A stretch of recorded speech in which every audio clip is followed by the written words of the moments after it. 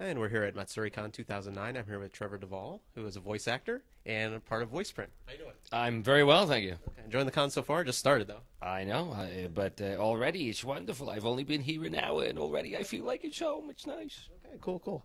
No, it's a loaded question, but how did you first get into the world of voice acting? Oh, well, let me take you back to the year two. No, it was, I've been in theater my whole life, and since I was a little tiny kid. And so I've been on stage. Show business is all I've ever known, and I grew up in a city in Alberta, which is kind of like your Colorado, I guess, or that'd be the equivalent. A little further north, but yeah. So I grew up there, and I got involved in filmmaking and acting and directing for the stage and all that stuff. But then about 11 years ago, I moved to Vancouver to continue that work because it was just a bigger market and stuff, and that's when I discovered this world of voice acting, which previously I didn't even know existed. And I literally fell backwards into it because I said to my agent at the time, for like regular on-camera acting, I said, I do these voices and stuff, and is there anything we can do? And he tried to tell me, oh, well, it's a very niche market, and you have to be very versatile. And I went, oh, okay, well, I guess that's sort of me. But I did an audition and booked the job, and I've been working ever since. It's the very short version of that story. Okay, that'll work. What have been some of your memorable roles in anime over the years? In anime specifically? Well, I'm probably most known to the fans as Mulaflaga on Gundam Seed. That was a big one. He's sort of like the Han Solo character. So anytime I can, do a version of the line, Chewie, get us out of here, I'm a happy man. So that's all right. It makes me totally. So there's that one. Also, I did a number of the Transformers series, which was cool. This one character was named Alpha Q. He had 4 heads, so every time he would talk, the head would spin. It would be a different voice. So I had 4 characters, 4 different voices, all talking to Pay me for 4 characters? Yeah, well, something like that. Yeah, so that was really cool. There's been a lot. Also, Death Note was a fantastic series to work on, and yeah, lots of good stuff. You're also a writer for other major animated programs? Yeah, I've done some writing for a bunch of different things. The big one that I wrote for was a show called The Adventures of Yamroll in Wacky Kingdom or something like that. But basically, it's a show about this talking piece of sushi who is a cowboy piece of sushi, as well as a taxi driver, and just to make it interesting, a superhero. And so we wrote, I don't know, like 6 episodes of that or something like that. And there's a bunch of other things in the work right now, and yeah, it's good. Not only an actor and writer, but also a voice acting coach. How did you get into this profession? Boy, yeah, that's a good question. Actually, yeah. Do we have 3 hours? When I got to Vancouver, I had noticed that there was a lot of people teaching courses, but the feedback that I got was that a lot of the time they didn't really learn anything. They just basically went in and were encouraged to do a bunch of funny voices and then told they were going to be a star. And I was like, well, that's not really realistic. So I decided, you know what, I bet you I could teach a course. So I designed a course that would teach people everything I wish I knew when I started out but didn't. So that's just become really popular. I started teaching it at Capilano College in North Vancouver, and the word spread, and now I'm teaching at Vancouver Film School as well as Langara College, basically all over the place. It's not a full-time thing. It's basically something I do on my off hours. Other men play golf. I teach courses. But yeah.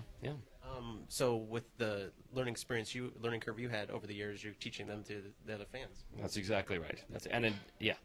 So that's kind of my philosophy, is that I want to be able to give people a set of tools that literally I wish I knew but didn't have when I started out. And it's really not that much to know, but you have to know how to use the tools properly, and that's sort of where the course comes in. But all right. Now tell us about your popular podcast, VoicePrint. VoicePrint with Trevor Devall and guests. An interview show, or a show where I interview some of animation's biggest performers, I think is the tagline. I started that because one day okay, I'll tell you the official version first, and then I'll tell you the truth. Okay. So the official story is that what I wanted to do was to bring the experience of the convention into the fans' iPod. Because I would always get asked at conventions things like, oh, what was some of your favorite roles, or how did you get into this business, and basically all the questions you've just asked me. And I thought, what if there was a way to be able to address all those questions to a much larger audience?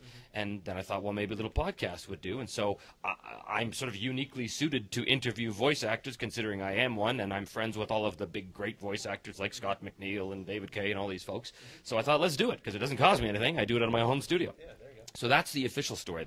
Now, version B. Version B. Version B is that I woke up one morning and thought, you know what? I want to do a bunch of stupid phony commercials and movie trailers, and I need a venue to do that. I think I'm going to have a podcast to bookend my stupid movie trailers. That's the truth. Now, Voice Print will be recording here Sunday at this very convention with Kyle Aber, correct? That is absolutely correct. Kyle is my 23rd episode. Well, he's my 23rd guest on the 23rd episode.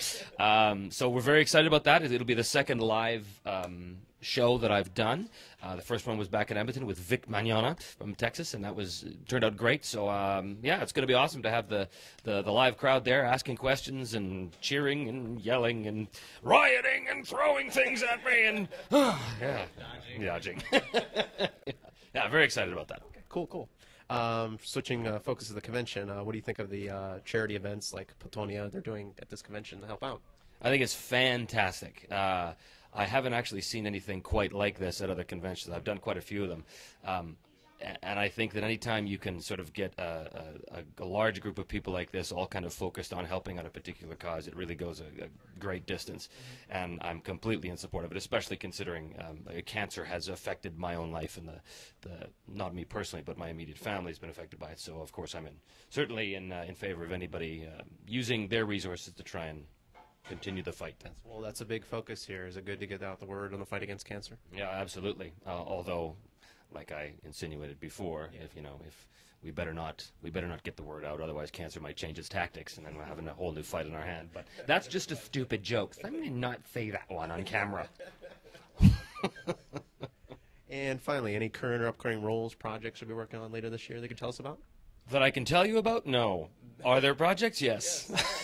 So there will be work. Yes, in fact, it's turning out to be a very busy year for us in Vancouver. There's all kinds of new shows that we're working on, all kinds of new prelay shows. I'm part of a show called Kid vs. Cat, which I believe Disney is. It's become very. So we're going in for a second season. We're starting a second season. I'm the dad on that, the father. Yeah, so that and all kinds of stuff. So it's going to be a very, very busy year for us, and which means a whole new slew of shows for the viewers at home in the spring. All right, sounds great. Trevor, thank you so much for taking the time out today, and enjoy the rest of the convention. Thank you. My pleasure. Take care now.